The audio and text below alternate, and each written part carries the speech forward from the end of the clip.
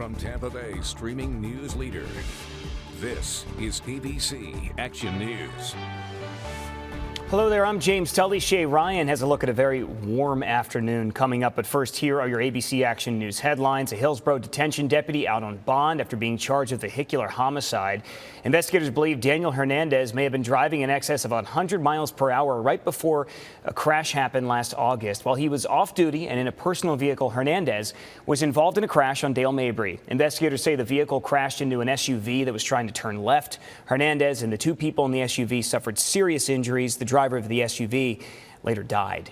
Hit and run accidents, growing problem on Florida roads. There were more than 100,000 hit and run crashes in Florida last year. 304 of those were deadly, according to Florida Highway Patrol. FHP says there was an 18% increase in hit and run crashes year over year. They say most fatal hit and runs happen during dawn, dusk, or nighttime conditions. There was also several behaviors that increase risk, like aggressive driving, tailgating, or distracted driving.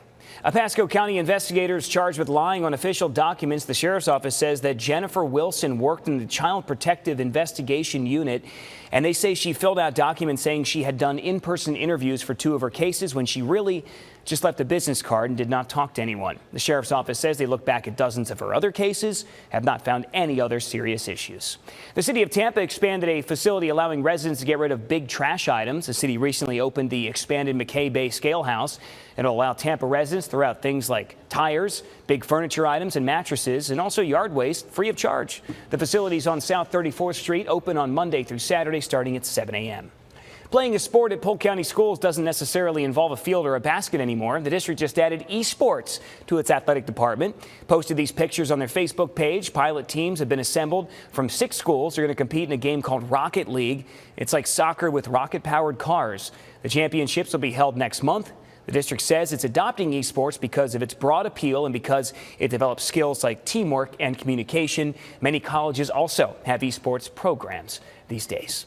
The city of Daytona Beach says it's expecting huge crowds, more people than ever in town for the Collegiate Cheerleading National Championship. This year, more than 8,000 cheerleaders competing, a record. Teams filling up almost 30 hotels in the area for the competition. It starts this weekend. This was the focus, by the way, the competition was, of the Netflix series Cheer, which became a huge hit for the streaming service. Shay, I guess I'll have to watch some Cheer this weekend. Yeah, got to get caught up. Now, as far as the weather goes, looking pretty good the rest of the day. A nice mix of sun and clouds. We'll be reaching highs in the mid to upper 80s. It's going to be pretty warm and steamy as we flirt with a record high today in Tampa. The standing record, 89 degrees. We're likely to get close to that. So again, we'll be watching that, as well as a few storms that can develop inland later this afternoon and into this evening. There will be a chance along with it for some strong, even potentially severe storms. So also want to keep an eye on eastern Polk and Highlands counties through the afternoon and into the early evening.